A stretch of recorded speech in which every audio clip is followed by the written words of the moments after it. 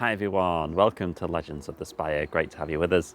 As always, I am talking to another former player of Chesterfield FC this week, and I've had a few weeks off, basically just a bit of end of season itis after Wembley and all of that stuff that went off at the end of the season. I hope you're all looking forward to having a good summer break and then recharging for another season where more legends can be made. I'll be looking at doing loads more podcasts over the summer. Just got a load of players that I need to hunt down and tie down for dates. So plenty more from me, hopefully, over the summer months. But this week, I am having a chat with Josh Law. Now, I've had his dad on. We had Nicky on in a former episode. So I thought it'd be good to get Josh on as well. He was a youth player, really, at Chesterfield. And it's kind of weird, his story, because he was obviously a son of former Chesterfield manager in Nicky, and at that time was kind of kicking about as a kid just under the stands at Saltergate with Ollie Banks, who is obviously with us now because Ollie Banks' dad was involved at the club at that time. And then he came back to Chesterfield as a youth player as well, and then was part of the first team squad in kind of mid-noughties, just going into later noughties kind of time. He then had a great long career at Alfreton, had a bit of a spell in the SPL as well, and is now a performance development coach at Harrogate.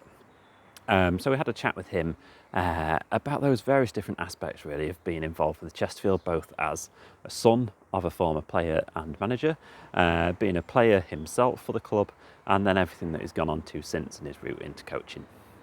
As always, I am at Spy Legends on Twitter and Instagram, Legends of the Spire on Facebook, and please do also check out Linda's Sandwich Shop. This is the fanzine that I bring out 4 times a year. Spring 2023 has come out a little while ago with a great cover illustration from Dave Draws, loads of articles from loads of fans and supporters, and myself as well.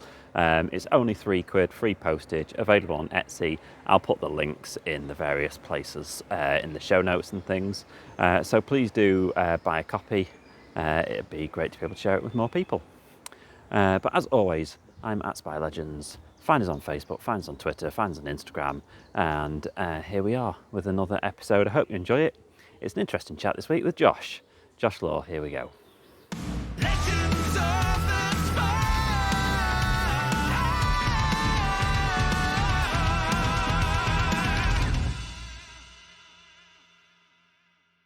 Well, thanks for coming on and having a chat. So I suppose you're end of season now, aren't you? So is it holiday time for you? It is, yes. Like I say, you're always ready for it when it comes round. So yeah, I bet. We finished on Friday, like the last bits and bobs. So yeah, get a good little period off now. Yeah. The long seasons, aren't they? Yeah, they are. So like I say, day in, day out, it does. Obviously, you love it, and that's the main thing with it. But like any job, like I say, it comes to a point where you do need a little bit of a break and a bit of a rest because, like I say, it's quite full and intense, especially in the youth football, where obviously you constantly got reviews and stuff like that, and like the individual learning programs and stuff, which you have to concentrate on as well as the coaching. Yeah, and we've noticed it last few weeks at Chesterfield watching the players that, loads more cramp, exhaustion. They just seem to be like running through treacle sometimes. I suppose from your memories of your playing career, do you kind of remember those bits when you get into those last games and it just becomes a bit of an exhausting slog? Yeah, definitely it hits you. I think especially like say for Chesterfield as well, where they're up there and they're hoping, like I say, to get through in the playoffs and stuff like that. And it obviously a bit of, like I say, probably a bit of everything for the lads, really, a bit of anxiety, bit of, like I say, a bit of that end of season fatigue. I say it's a mixture of all those things, mental fatigue. And it really does hit you and catch up at different times. Yeah. It's so cool. I suppose your Chesterfield history, you have kind of different periods of it, I suppose. Because obviously, famous dad. And so you'll have been around the club. So when he was manager, you'd have been what, 11, 12, 13, that kind of age, would it be? Yeah, like millennium? Yeah, probably 11, 12, I think, off the top of my head. 2000, early 2000s, wasn't it? Yeah. So yeah, I think I was 11, 12, 8, 9, 9. Yeah, probably 12. Probably 12. Brother, probably 13. So yeah, doesn't certainly flown by, but yeah, really, really good memories of the club.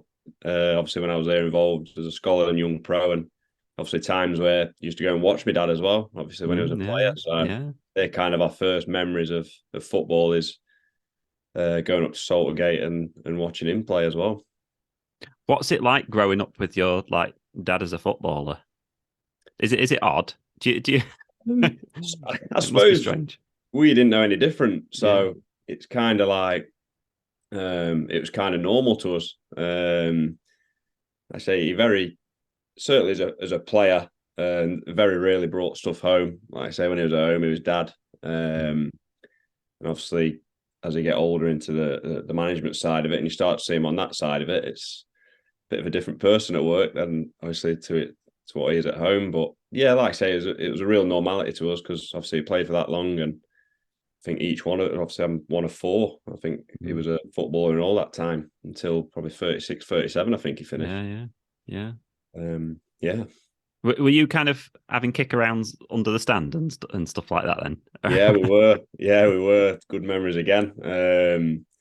There used to be the old gym next to the home dressing room. I don't know if you've been down that bit. Yeah, I'd look around. Yeah, physio room, gym, home team dressing room, and yeah, really fond memories of us in the gym. We used to have the crash mat up against the wall. So me, my brother, and my cousin, obviously Ollie Banks, he's my cousin. So like we used to be knocking the ball around there 2 o'clock in the afternoon, firing it offside at thing, trying to head it onto crash mat. One of us in goal, and I remember Dave Rushbury, the physio, used to just come in and say, "Right, just calm down a bit, lads. Obviously, only an hour till kick off." Like crazy thinking back, but yeah, unbelievable memories. Really good, really good. Yeah, Ollie Banks mentioned the crash mat. He came on the podcast just before he re-signed and was talking about playing under the stands and stuff like that. I suppose it's just when you've got a family member that's just, part of that is just work. It's the workplace, isn't it? And you just kind of find a game where you can. Yeah, exactly that. And wherever it is as a kid, like say, you're trying to find a little pitch anywhere and have a bit of fun. But yeah, there was certainly some good spots around Saltergate, weren't there, for a kickabout? Definitely. But no, really, really fond memories of that. So growing up then, kind of kicking a ball, I suppose you naturally, like a lot of people that have parents that have trades, you end up picking up a trade, for you being football. Was it odd? Were you kind of coached in a way? I suppose it's hard not to be coached a little bit when that's a pro, but yeah. Like I say, obviously it was me and my older brother Nick. Obviously we both went into it. My eldest brother, he kind of played like grassroots and stuff like that. My youngest brother wasn't interested one bit. But obviously when my dad probably seen we were half decent or whatever, he'd obviously help us with stuff. But I think a lot of the time as a kid, he just let us play, and I think that's the best way, really. Sometimes go and enjoy yourself and play, because it soon enough gets pretty serious. But I've had, to be fair, as coaching, my dad's coached me a lot, and my brother younger, because obviously when we lived back in Nottingham, when we were based down there, we ended up going to the Notts County Academy after we played for a grassroots team, and he ended up being a coach in Notts County Academy because he was trying to get into that side of it. So he ended up taking me and my brother's team. So we've always had him really as a figure point for us. So yeah, he's, like I say, in every sense, he's been a major part of the journey. But yeah, I think like I say, as a kid, you love the game, and I think probably as you get older, you start to realise if you got half a chance of doing it or not. Such a hard industry to break into. I think every kid just about growing up wants to be a footballer, don't they? So obviously massively fortunate enough to have a spell doing it. Andy Morris suddenly found he had no legs to shoot with, courtesy of Paul Butler's challenge. Nicky Laws, one of Chesterfield's Wembley heroes, came back to haunt Bury with the penalty.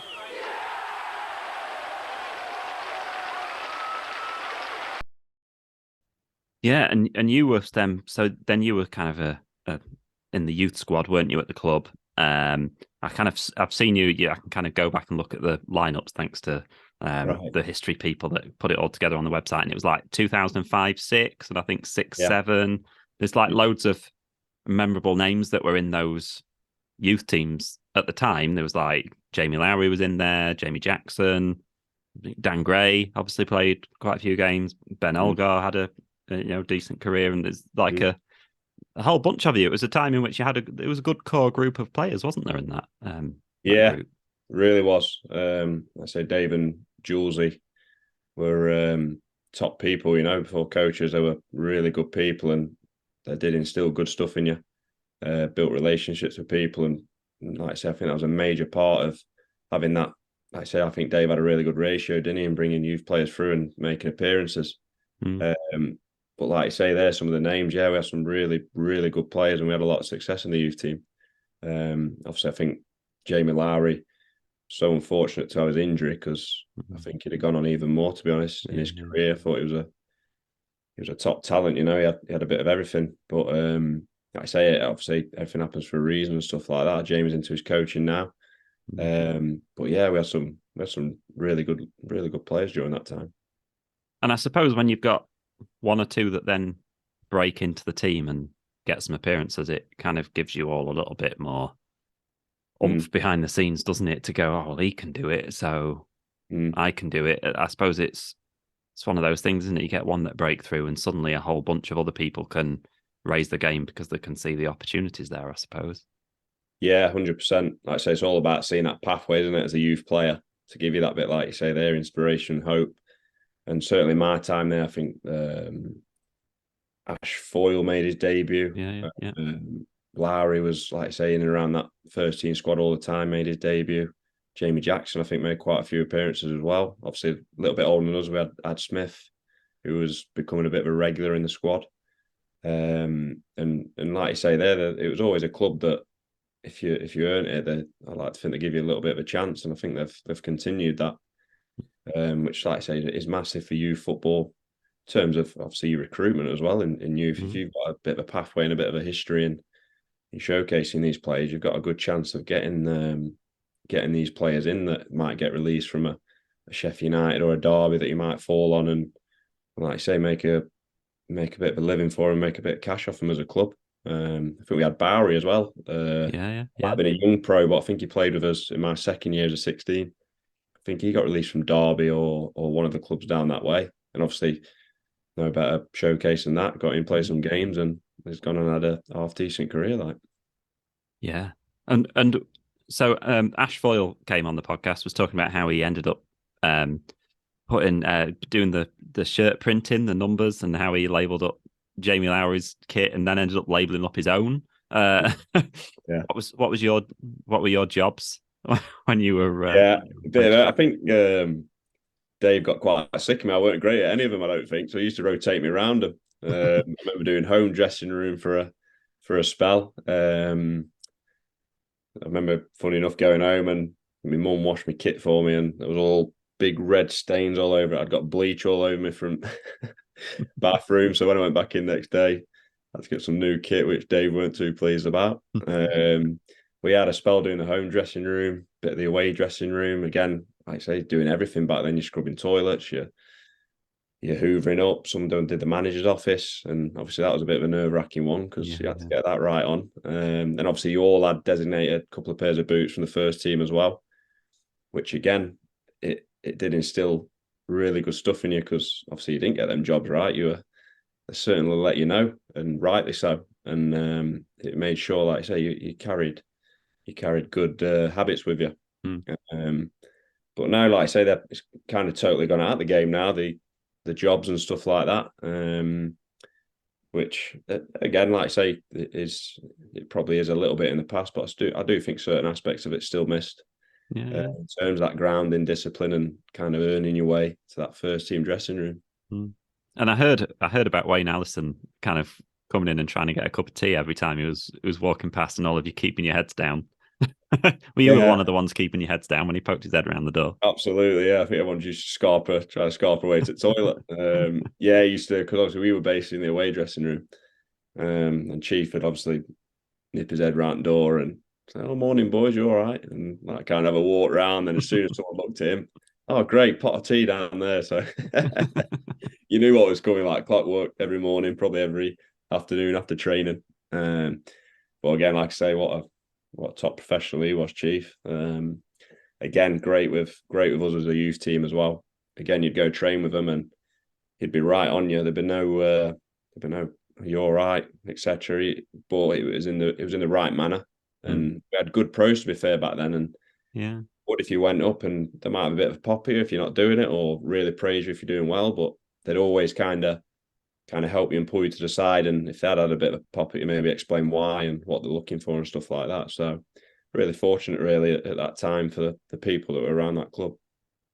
And a question I ask everyone from kind of around this time is what you had from Linda's sandwich shop. Yeah. I used to like.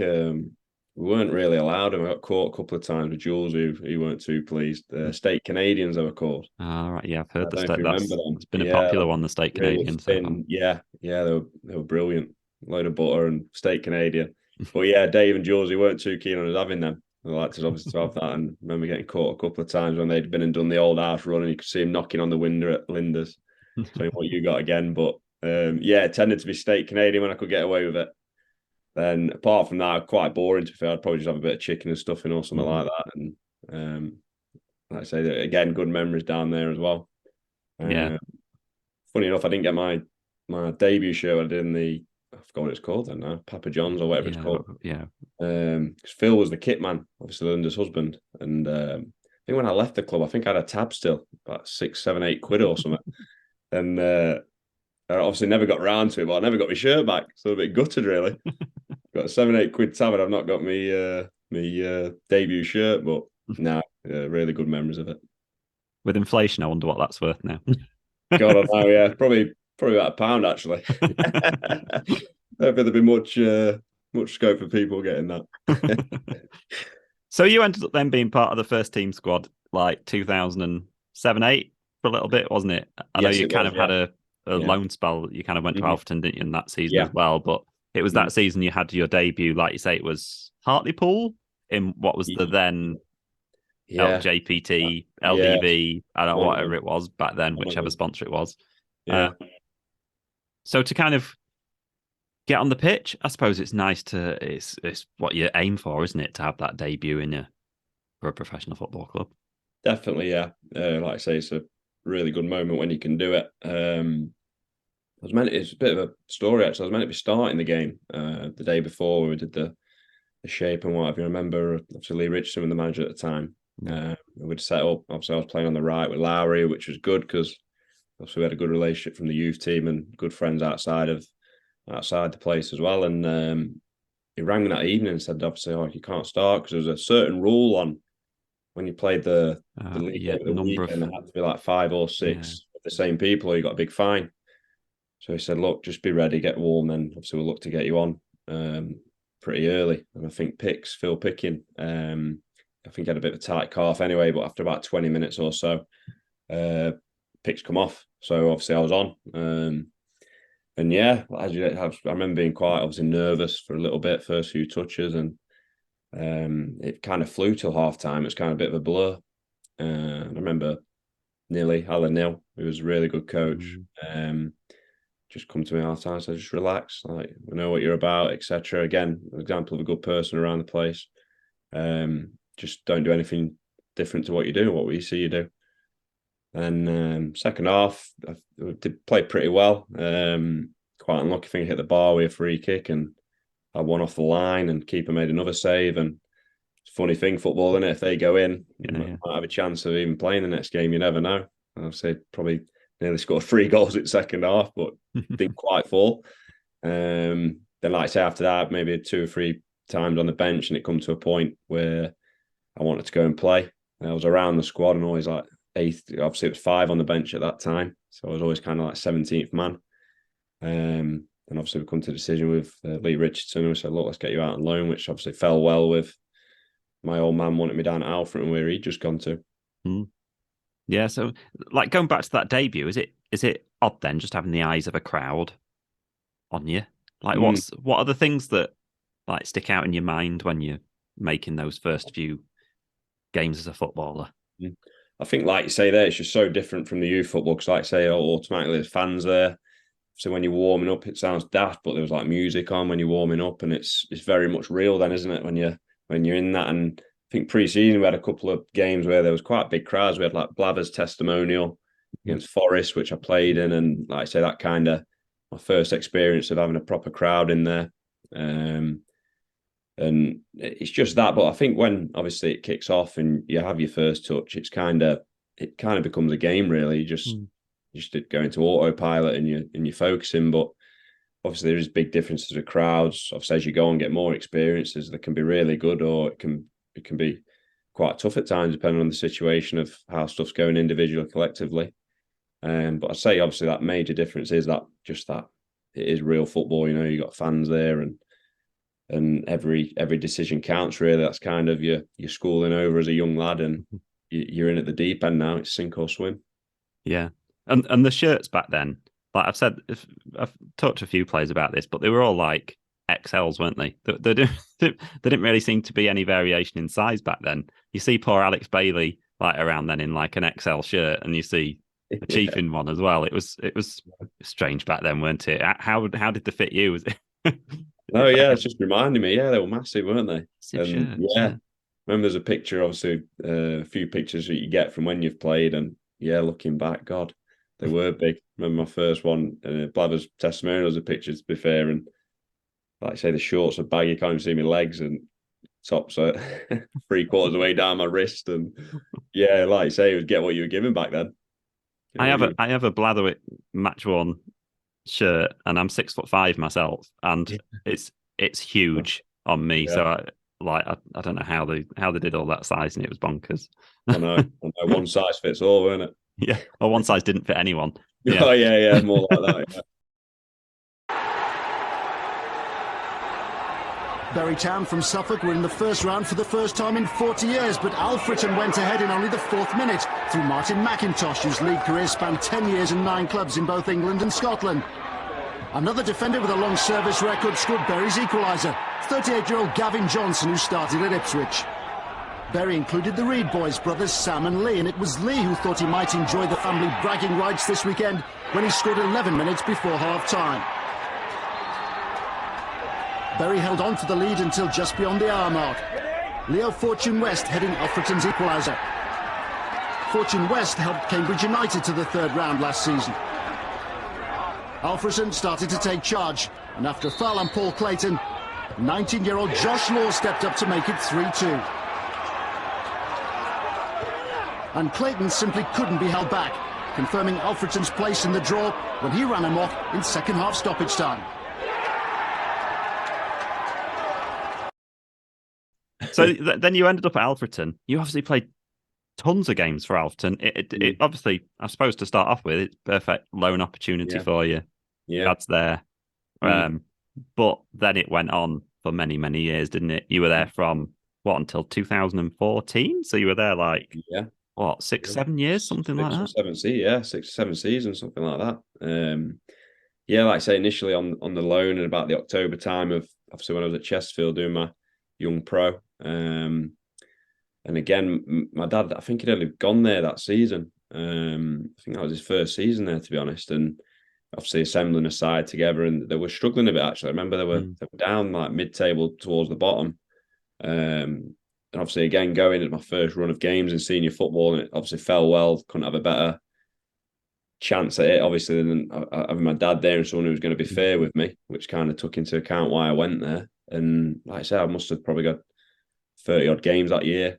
I got into double figures with goals. I played pretty well, and felt obviously it's different journeys at different times. But I think I got a bit disillusioned maybe around the February, March time with Chesterfield, because of, rightly so, I was a young lad. I was quite a young pro. I was like an August birthday. So Lee Richardson at the time, he was new to being manager there, and I probably felt that he probably didn't give me enough of a chance, or really looked at properly while I was on loan, because I was doing pretty well for a good level of football, obviously National League North at the time, at such a young age, and scoring goals and getting assists and stuff like that.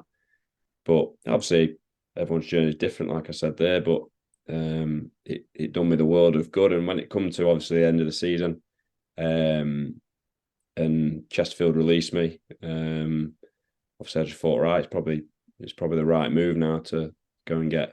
Obviously, my dad's always been a good source of advice for me. He said, look, you need to mend football as many games as you can. Then obviously that'll all come again if you do the right stuff. So yeah, that kind of started my journey at Alfred. What was Lee Richardson like for you? Because I've spoken to many players. It's fair to say he's probably been a bit Marmite with a lot of players. Some seem to quite like him. Some seem to really not like him. How's it? Yeah. I suppose, like you say, it could be probably for most managers that, couldn't it? Depending on your experience with him. Again, he was a good guy. I think probably as a scholar, he was one who like really spoke to me quite a lot and pushed me. I think he obviously quite had high hopes for me from the conversations we had, and he'd helped me a lot when he'd watch youth team games and kind of give you a bit of feedback. And so I was quite obviously excited going into that when he was manager. Obviously, he was new to the management. I know he'd been assistant manager, probably and rightly so, concentrating on probably more of the here and now, which again, that's kind of the state of play for managers now. So that's a kind of probably, not that I didn't have a relationship with him by any means. I was still very respectful and I could talk to him about anything. But I think just obviously at my time in that journey, I probably needed that bit of. I was the only one to get a pro out of our second year, so it's kind of like I went up there, but obviously Lowry and Jamie Jackson were still within that setup, which was great. But obviously none of the immediate ones of my age were kind of with me, so it did feel a bit at times like you just chucked on there. It was kind of a bit of that black hole, like what's your pathway now type of thing. But remember, he was obviously big into psychology, which he's done obviously really well with now. I believe, I don't know if he's still at Liverpool. Yeah, I think so. But obviously he was big into that then. I think he'd been fresh maybe off the course of doing it and his interest in it. And I remember a couple of times, like in his office, you have to mark yourself out of 10 for like different stuff on the psychological side, playing side. And I remember like something about the mental side he was big into. And obviously I was very young, so I wasn't really, I needed a bit of guidance. And I think he said like, oh, what about your mental side? I think I'd give myself like a 5 or 6. I think he'd give me a 1. Which was all right, okay.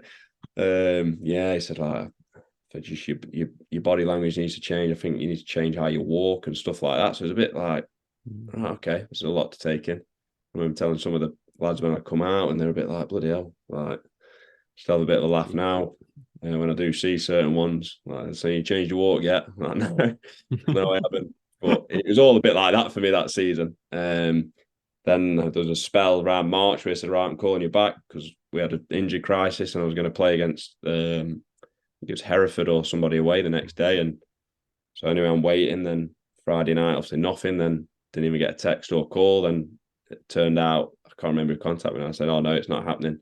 Just stay out on loan. So it was a bit like, it kind of led that way for me. And his communication wasn't great with me. And obviously others who have probably spoke about it since. But he was new to management. And it's so different, I believe, when you go from assistant to manager, your name's on it, And I certainly never deeply criticised one because I've seen it firsthand with my old man and stuff, and the stress it can do to you. So quite empathetic with it, but like I say, it just weren't the right time for me there, which is a shame because I love my time there. And going to Alfreton and then obviously playing there, I suppose it'd be hard to like being the son of the manager. Was he sometimes harder on you maybe than he was on others? Yeah, I'd imagine. I think he struck a lot of fear into most people, but yeah, I knew certainly knew when I was playing on his side if I was at fullback or right midfield, that's for sure. Heard my name quite a lot, which, like I say, probably for him again, bit of a different experience for him. So he probably felt like, I don't know, maybe he had to be a little bit harsher with me at times, but also at the same time, I'm his lad and he wanted the best for me probably. So again, it was his way. Like many have told you who've played under him and been associated with him, is very high demand, but it's always, you looking back, he's quite fair with it as well. And if you weren't doing what he wanted you to do or what he felt would get you better, you certainly knew about it. So yeah, I had some strange experiences for probably that first season, 2 seasons, because it was new to me as well, obviously playing at a senior level under him. And I lived at home at the time, I think, for probably first year I was at Alfreton. So a few frosty Sunday dinners and not gone so well on the Saturday. But keep your head down. It's quite a hard scenario because you're always going to have that, aren't you? It's just natural. If you're playing for your old man, you're always going to have to be right at it. And if you're not quite at it, people are like, well, he's playing because of his dad or whatever. And I probably had that a little bit with there's 3 or 4 old people on the far side at the Alfreton ground who certainly let me know about that as well. But in general, again, a fantastic place, and some really good memories there as well. And how did your position then change over the years? Because you've kind of played, haven't you, a few different slots over the years? Yeah, everywhere but in goal, I think. Yeah, like I said, I've always flitted probably between right back and midfield mainly. So I was quite comfy on the ball, but probably when I was younger, probably didn't quite have the physical side of it to, especially at National North, National League, to probably deal with how direct it was, and not quite filled into my body yet. But that kind of played midfield early on at Chesterfield and Alfreton.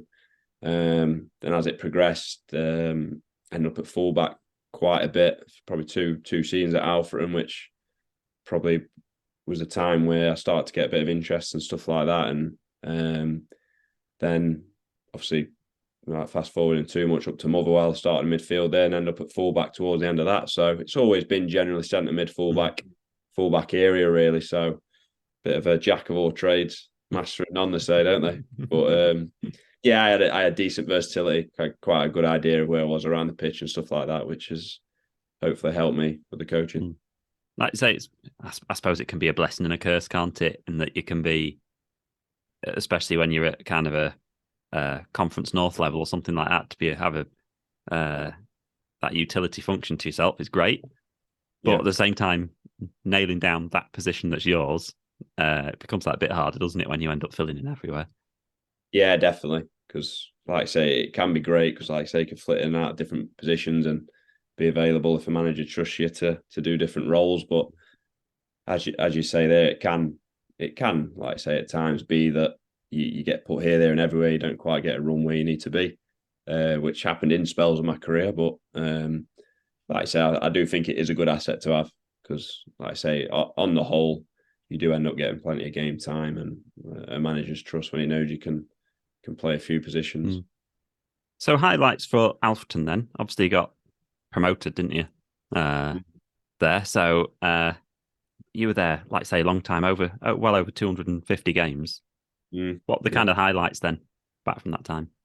Yeah, I didn't realise it was that amount of games. Yeah, it's a lot of games. And yeah, like I say, promotion, definitely. I think that was my second or third season. Some of my old man went in there. He kind of changed the profile of it, went really young and got likes myself and others who had probably been released, early young pros, couple of really good players from like Sheffield United, like Cal McFadzeans, who's still going now. Ian Ross, who was an amazingly talented player who kind of stopped early. But yeah, he kind of built it off that young base with a couple of experienced lads around it. And like I said, I think one of the seasons we got to a playoff final and just lost. And the next season after that, we won it. It was a really, really strong side. And games were over. And like, it was one of them where you knew you was gonna win. Kind of, you're just stepping out there full of confidence. We could run, we could play, we could fight people. We were really, really top side. And we kind of had pre-season and we played a lot of league teams and beat them, which again doesn't count much for pre-season, but you kind of get an idea of what you're about. Yeah, completely. And we kind of knew going into it would be off decent, like, and in the end, I think got close to 100 points. I think we were 90 odd points and scored a lot of goals. And but like I say, we had a really good side. I had like Aidan Flint, who's still playing now. Who, my old man got him from like Pinkston, which was the next village. Just seeing him playing there, brought him in, and he had, like I say, he had a good eye for young kids who he thought had good potential, and kind of all came to the fore that season. Yeah.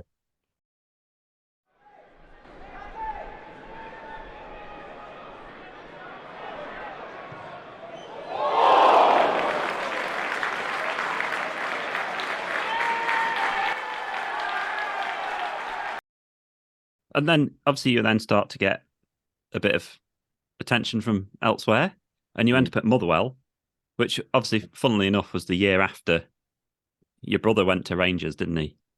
From Motherwell. And so you went to Motherwell. Yeah. Obviously, kind of because I knew he'd been there and I knew what a good club it was. And I've been to watch him and stuff like that. And my brother knew Stuart McCall, who was the manager, quite well as well. So we'd obviously we were in the National League at the time of Alfreton, had a decent season again, scored a few goals, playing probably midfield more that year, bit of fullback as well, but got a few goals.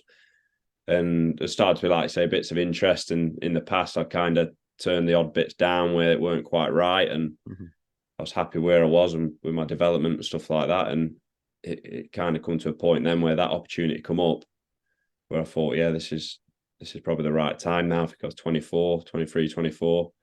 And like you say there, I'd had 200 odd games under my belt and I'd seen quite a lot. So when the opportunity came up with Stuart to go there, I thought, yeah, this is probably the time now. Like I said, my brother just moved to Rangers with it. So we're really close to my brother as well. So that was another point of probably getting up there as well, because I say we're pretty good mates as well. What's it like then moving to the Scottish Premiership then? What's the difference in level like and just kind of interest and stands and grounds and everything else? Yeah, it is. It's obviously a jump up from the level I was at. It's quite obviously it's quite unique because obviously it's huge up there. It's their Premiership, rightly so. Like I say, down here probably not quite as big. Obviously, you know Celtic and Rangers and teams, Aberdeen, teams like that. But I think until you're up there, you don't realise the magnitude and the rivalries they are all over that league. Like I say, I think it's certainly a mixing standard. Obviously, you got Celtic, Rangers at the time had obviously had the financial trouble, so they fell down the leagues. But obviously, you got Celtic, who, like I say, probably if they were to be down here, they'd be a Premiership club because obviously it's absolutely huge. Then you have like probably 2 or 3 who probably like lower champ level. Then you've probably got like the rest League One, League Two mix. I'd say it's quite unique, but it is. They all try and play up there. All the stadiums are decent and the pitches are nice, and they get real good funding from television up there as well. So again, it's really attractive for players to go up there, because I think if you do well there, especially like more your attacking striker players who score a few goals, you're normally probably getting like a championship move back down here, or like get good abroad moves off it. But no, it's really, I loved my time there, and it was a step up in standard and one I enjoyed and ended up feeling comfortable with. And I ended up playing quite a lot of games up there. And when you're in that league structure where there's some massive teams and then some that are a bit smaller, it must be weird week by week, because you must be playing a really high standard of player one week, and then the next week less so, and then the next week back up again. I mean, it almost feels a bit more like a cup competition than it does a league structure sometimes. Yeah, like I say, it could be Celtic away one week, then next week Ross County away.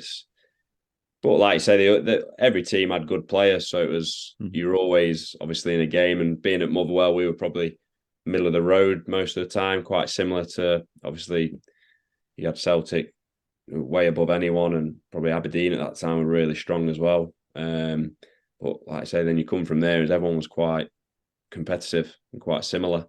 But yeah, like I say, it is quite strange when you can be playing a Celtic or a Rangers, and then you are at Ross County away with a few thousand in middle of nowhere, quite a smaller stadium. But like I say, each team had really good players, and it was you had a test wherever you was every week. It was always, you always knew you was in a game.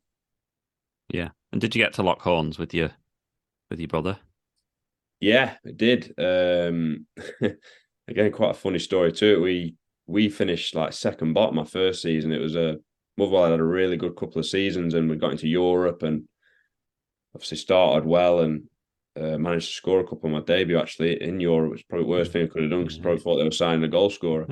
But as the season went, it was a real transition when Stuart ended up resigning around October, November. And we had another manager come in. So it ended up being quite a tough season, and we ended up in like the playoff spot up there. 11th place goes into a playoff with the winner of the playoff in the league below, which is Rangers, in like a 2-legged affair. So yeah, I ended up playing him in a 2-leg with Rangers. And I was getting married probably 2 days after the second leg.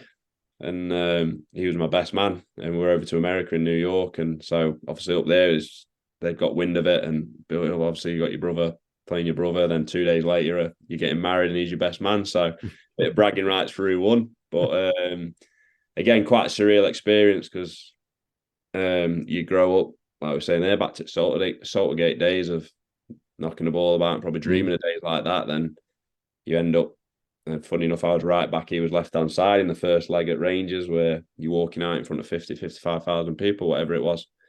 And it was quite surreal, probably the first 10 minutes playing against each other. Then, like I said before, it kind of turns into that normal game feel. Fortunately, we come out winners over the two legs, but I didn't necessarily enjoy it because obviously it's your brother and you both want to be doing well. And I don't think the family probably enjoyed it too much because it was a bit of a lose-lose for them, really. Yeah. I don't want staying down. So, obviously I ended up playing him there, which was really surreal. And when I went to Oldham, he was at Bradford again. And I was right back. He was left side in the game. And he was a good player, my brother. So, do you say anything to each other on the pitch? I remember in the Oldham Bradford game, we drew 1-1 and God, they battered us. And it was like lamps at slaughter. We were just hanging in there. They had a good side. They lost the League One playoff final that year. Obviously, he was playing left, and I think towards the end of the game anyway. And I think he just turned around and said, "How the hell are you lot still in this?" It was a bit like, I don't know. But yeah, then, like I say, after the game, you're back to normal. I remember after the Rangers game, funny enough, I was living with him at the time because my missus and my young son had come back down because obviously summer was closed, so they went back down for a bit. And so I thought, right, I'll go in with him for a few weeks, bit of company.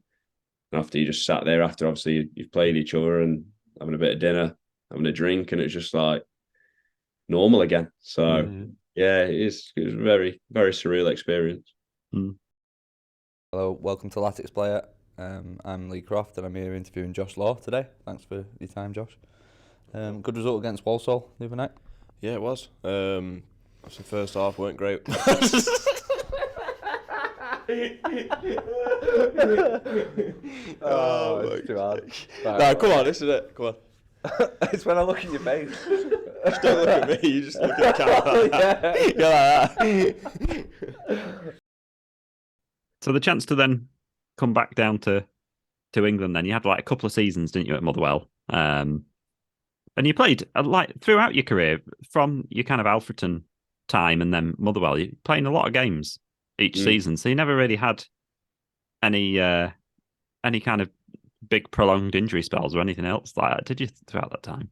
No, I was very, very fortunate. I think when I got to 30, 31, I couldn't run anymore. I think I'd seized up. But no, yeah, like I say, I was very fortunate with injuries, really fortunate. Only the odd, like I say, probably most I ever missed was, I think I tore my thigh at Alfreton once where we went to extra time in a game. We'd made all the subs and kind of chucked me up front. I just try and stand up there and be a body. So yeah, that's probably, I had about 8 weeks out with that, and I think that's the longest spell I had. And when just my last game for Motherwell, actually, I'd done something to my heel as well, where the grass meets the AstroTurf at the end, where the line is. Kind of like put a crossing and put all my pressure on my foot and done. I can't remember the term for it, but I had underneath my heel really was probably agony for 2 months into the season. Even when I was at Oldham, kind of just grimaced and played through it a little bit. But no, there's certainly been people a lot less fortunate than I have on the injury side of it. So yeah, I was quite fortunate with that. Yeah. So Oldham then. So this is 16-17 season. Yeah. You're at Oldham. Was it nice then to come back down to England? Yeah, it was. Like I say, I was happy up there. I'd signed a new deal not long before I come back with Motherwell, and obviously I was quite conscious of. We lived in a really nice place, but it was quite remote, and obviously my lad was only probably 18 months at the time, something like that. And my wife obviously didn't have any friends as such up there. Got on really well with obviously people from the club and obviously wives of other players, but I kind of got to a point where I thought it's probably, if an opportunity comes up back home to get her home, and obviously they make a big sacrifice for you just moving about the countries for you. If I can get home, I will. So I kind of made that decision and went to Motherwell and said, look, if I can get home, I'd like to. I miss it a little bit homesick, and obviously you start thinking of obviously your kid. Then it was quite early down the line, but getting him settled and being somewhere, because obviously quite a big quite a big family man in general, so I missed home as well. I missed my family. So it was funny enough. I was speaking with Chesterfield quite a lot during that off season. Danny Wilson at the time. Yeah. Played with Laurie, his lad at Alfreton. He was a good player, and we spoke to him for quite a lot. And at one point, it looked like it was going to happen. That I was going to come back, and for whatever reason, it didn't quite work out. And I think they signed Paul McGinn the same summer, which again he was in a similar position to me at fullback. Then Oldham popped up. So funny enough, I went down there. They didn't have a manager at the time. It was a bit kind of a signs to come there. It was a bit in chaos, to be honest. And so I went down there anyway, and I had a couple of sessions with them. And Sean O'Driscoll was taking it just till they found a manager. So I obviously spoke to them and quite positive. So I thought I'll go down and obviously have a look. Motherwell were good with me. Let me go down and see what it was about. And funny enough, our assistant manager at Motherwell, Steve Robinson, ended up getting the job. So as I'm signing, he's coming down to be the manager. So it's funny how football works. He kind of rang me on the way down saying, "Do you want to do it?" So I was like, "Yeah, definitely, especially if you're coming down." Because I got on really well with Robbo, top coach. So yeah, that's how Oldham come about. And I was looking, like, you've played obviously after Oldham, you were at York for a little bit. So you'll have done like Bootham Crescent, Boundary Park, Saltergate, you know. I don't know what Motherwell's ground is, but lots of like classic grounds. So which were your favourite places to play? Favourite out of them grounds. I liked Motherwell. Obviously, I played a lot of Motherwell. Really like that ground and good memories of it. And like I say, Saltergate. Didn't obviously played on it with the youth team. Obviously, wasn't fortunate enough to maybe play for the first team as much on it, but it's a ground that holds amazing memories for me. Obviously, in terms of when my dad played, dad managed, and youth team days where you have long days there with your mates, and it's got like I say, a bit of a special place to me, Saltergate, and it's always quite strange even when you see it now, isn't it? With the houses on it. But I'd say, like I say, Saltergate's probably one of my favourite grounds, to be honest. But they're all, like I say, Boundary Park's a nice ground. We've got a nice new stand on the other side of it. Bootham, again, another old ground. It was probably a bit more, sounds daft, neglected than Saltergate, because Saltergate weren't in the best condition. Wow. But one thing you could go see Saltergate, your pitch was always nice. Like I say, all year through, they did a top job with it, didn't they? Yeah. Very rarely had a bad pitch at Saltergate. So I'd say that certainly pips the other grounds for me, just in terms of memories there. And like I said, I had a lot of childhood there as well. So at what point then did you start thinking about winding down a little bit? Like you said, your legs start to go, and I suppose you start to have those other commitments in life, don't you? Like family and things like that. You don't want to be moving to the other ends of the country and stuff like that. Like, from when you start and you only responsibility you have is for yourself and your own ambitions, I suppose things kind of start to change a little bit, don't they, as you get a little bit older? When did that start to change for you? Yeah, you nailed it, exactly like you say there. It starts becoming bigger than yourself. And I think probably a big decision, obviously, when I went to York, was to do that, because I was in League One at the time with Oldham, and I could have stayed in the league at a couple of different places and sounds daft. I've never been one chasing money, but obviously you have a kid. I had 2 kids then, and a mortgage to pay. Stuff starts to come into it, because, like I say, the differences at the lower levels aren't massive in terms of pay, and it kind of, obviously, York give me a 2-year security, and again, a really good club at the wrong time. Again, they really looked after you. They give you a flat to stay as much as you wanted and stuff like that, and they just had a double relegation. So when you get there, you think, well, that's a chance to be part of something and bring them back up, and obviously offer me good security with a good contract and stuff like that. So when I went there, obviously that full intention of obviously doing my best for the club and bringing them back where they should have been, and it was a bit chaotic, and I think we had 5 managers in the 2 years I was there, and again, it become a bit of a wrong word, a bit of a chore for me, to be honest, because I was travelling up there every day, and 2 hours there, 2 hours back in the end, and I've kind of done that at Oldham as well. So it does start to get you a little bit, and you think, right, well, what is starting to come next? And I'd always obviously see my dad on the management coaching side of stuff, and thought that's probably what I'm going to do, just because of it's all I know. And I started getting into the youth coach, and ended up Neil Cluxton was brilliant and took me into Chesterfield with the under 12s, I think it was at that time. Just to start getting a feel of it, and really enjoyed it. And when I come to the end of my 2 years at York, one of my friends played for a team, Baseford United in Nottingham. Liam Hearn, who I was at Alfreton with, and obviously kept in touch with and kept a good relationship with. And he kind of said, what are you thinking about? Are you coming out of the full-time game? And I thought, well, if the right opportunity is there, I will come out of it and look to pursue a bit of coaching as well. And funny enough, he was heading stuff up back there, and he said, well, if you come here and play and do full-time coaching with like their education BTEC side, which kind of what Chesterfield do now, obviously, since the relegations and the loss of funding. So I thought, well, it's probably the right time. I was on my B licence, and I'd enjoyed experience. I'd gone and helped Liam a few times at Baseford as well, and really enjoyed it and got a good feel for the place. So it was kind of probably that second season at York where I started to think I'm probably ready now for, like I say, that transition. And again, I've not really regretted it. It's been a good early journey for me in the coaching, and kind of got on the front foot with it. Yeah, and I'm interested what you mentioned about York and had this double relegation and everything, because Chesterfield obviously been through the same thing. Double relegation, 100 different managers.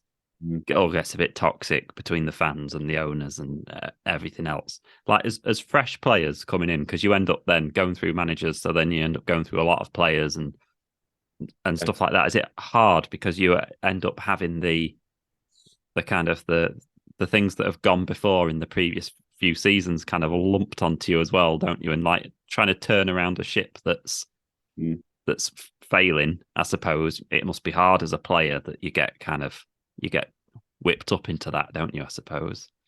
Yeah, definitely. Like I say, it is, and fans are angry, and rightly so. You know what I mean? I would be as a fan. I'm a bit of was a glory fan at Man United, but you, as a fan, you want more and you deserve more, and clubs like Chesterfield and York do. I say they're traditional football league clubs, and when, like I say, the connection isn't there with the fans and the ownership and the players on the pitch, it starts to spread. And I think obviously when I first went there, Gary Mills was still the manager. They'd just obviously come down, so there's probably a bit of unrest from supporters, even though Gary had good success at York in the past. They probably thought it should have been changed, maybe. So I think we was third when he got the sack, which was in October, which again, everyone expected us to go and walk the league like probably Chesterfield when they first come down. And you have to realise the level's tough wherever you go in these national leagues. There's good players, good teams within them, and you're their big day out. Obviously, they look for you on the fixture list, and everyone raises the game for you. And when it's, like I say, when it doesn't quite go right and you are starting to lose games against probably what fans think you shouldn't be losing against because of the name, and that's it, because they probably don't realise what players play for them and how good our outfits they actually are, it spirals, doesn't it? And especially at York, like I say, then you get a change of manager. Then I think he lasted probably 6-7 months. And we had two within about 4 months. So it was like, and at one point we've got like 34 players, I think, something stupid like that in National League North with York. And it's just like, God, there's people on side watching 11v11. And you just won't believe it for the level and the size of the club. But like I say, I think it's certainly hard when it does start to get a little bit toxic and the fans are out for the ownership, which again, they have every right to be. And it does spread to the players because they're the ones turning it in. And at the end of the day, they've got to do the business on the pitch, which we didn't as a team. So at the end of the day, you're a culprit for it. Yeah, I don't envy any player having to go through that. So, like you mentioned, so now you're coaching. You're with Harrogate. Yes, Harrogate Town. Yeah. So what's it like then, stepping into this kind of new new kind of era for yourself, I suppose. Yeah, like I say, it's been brilliant. Really enjoyed it. Loved my time at Basford to begin with first. Learned a lot there. Obviously with Liam bringing me in, then had Steve Chettle, who the Old Forest captain, who again was brilliant for me as a bit of a mentor in the first 2 years of coaching, and like I say, taught me a lot and showed me a lot.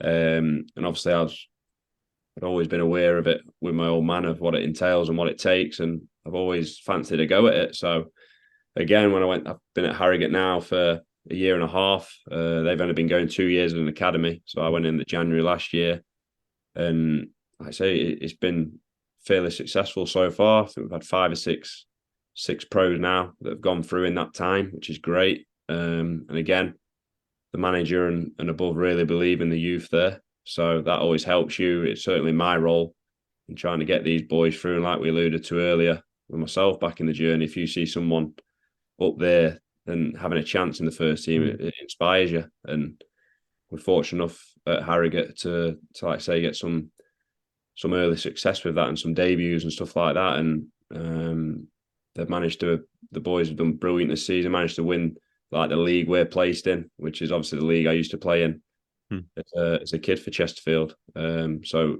we've had relatively good success early on, but obviously we look to build on it now, and obviously I look to keep developing as a coach in my journey as well. But like I say, your youth system, like I say, is as good as the belief you have from above it. So if they've got belief and they're giving these pros out, it obviously reflects amazingly on the academy. Yeah, and it's a challenging time, isn't it, in terms of academies and stuff, because it's not necessarily set up, is it, for like smaller regional clubs to be successful, is it, in terms of bringing youth players through, because they can just kind of be scooped up by bigger clubs, can't they? So it does take, like you say, a lot of belief and trust and investment in a club like Harrogate to actually put some weight behind that because of how it's set up. Absolutely, yeah. And especially for us up at Harrogate, because we're only category 4 because of so like 18s is EFL, EPPP. Underneath it is still essentially a grassroots setup. It's an emerging talent centre we have. We're fortunate to get a couple of good lads. We have good local talent within that, but as you say there, if someone was to come along and fancy one of them and think they'd help them, they're free to go.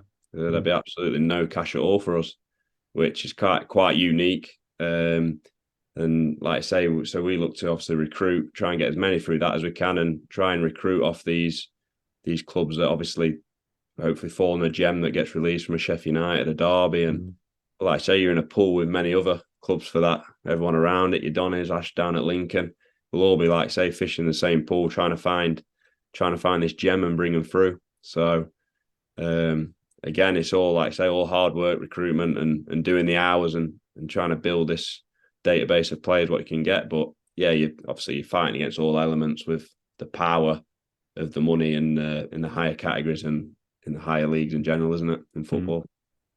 And I remember when I was talking to Ash about Lincoln, he was saying that, you know, part of his role is to make the young players as good as they can possibly be. So whether that's a Premier League footballer or a really good semi-pro level or something like that, it's about trying to get every last bit of potential out of someone and getting them to a level that they can get to. So I suppose for yourself, it's like you're a bit of a father figure in some way as much as a coach to some of these young lads.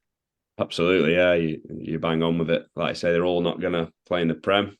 They all might not play in the league. It's that hard to get into. But like you're saying there with the father figure stuff, I think you learn a lot from over the years from different coaches. You've had different managers, and I think, like I say, Dave Bentley, going back 16 years, whatever it was, he was very much like that. He'd certainly let you know when he weren't happy, but he could make you feel $1 million as well. And it's all about the relationship you build with the lads and the respect that goes both ways before you get anything from them. So, like I said, a lot of, obviously, my style with it is to build these relationships with these kids. And as you say there, like Ash said, is get every bit you can out of them, whether that be they're going to go and play successfully at a regional level or, like I say, conference or league. Really, they're all different. It's very, very individual based. So I think like I say, rightly so at youth level, and I think senior level, it's a good medicine for it as well. If you're making individuals better and they feel a genuine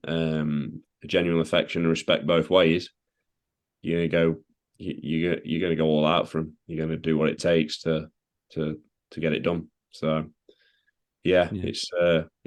It's brilliant. It's challenging, but it's brilliant, and like I say, it's certainly something I'm enjoying. Yeah, and so finally, then I suppose for yourself, it's a case of sky's the limit. See what you end up developing into and doing next.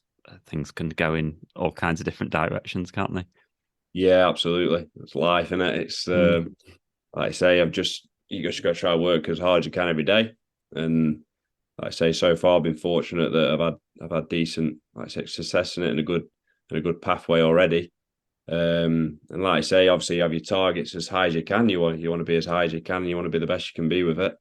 And you just hope that it takes you there. But like you say, football and life can change very quickly. So just like to work on a bit of a day by day basis and just try and look at it that way. Because if you can get too far ahead, which you can do as a player sometimes when you're worrying about contracts here, contracts there, it can start to unravel quick. So yeah, very much.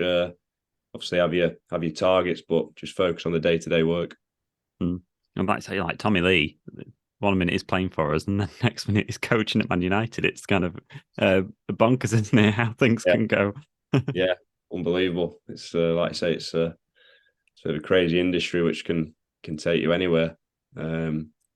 But yeah, like I say, he's done brilliant, hasn't he? Down at Man United now doing that, and like I say, I think that's the ambition of every player when you're young, to go and play as high as you can. Then I think obviously when you go onto the other side of it again, it's all about having that ambition and drive to get as far as you can with it.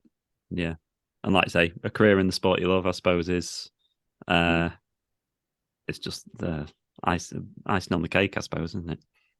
Yeah, definitely. Like I say, you're obviously very fortunate if you can, like I say, be working day in and day out doing something you love. In football, which, like I say, so many of us love and enjoy. So yeah, really, really fortunate for it. Great, lovely. Well, thanks for coming on and having a chat. I suppose you don't get to pop along to Chesterfield much anymore, do you? You'll be busy with all the other stuff. But have you been back? Been back much? Not, like you say, I've not been able to get back loads just because of, obviously, with my football as well, it very much clashes a lot. But I managed to get to a couple of games last year because my boy's very much into his football now. He's started to take an interest in it. So I remember taking to a Stockport game last year. I think Stockport won 1-0, if I remember rightly, towards the end of the season. And obviously, when I've played, been back with Oldham and stuff like that, and obviously lovely with the new stadium and stuff. But yeah, hopefully in the near future, I can start to get some more games because, like I said, my son's very eager for it and keeps reminding me how many games he wants to go to. So it'd be interesting if we ended up having a third generation of Law playing for us. I suppose you never know. Yeah, you never know, dear. You never know. Crazy things have happened.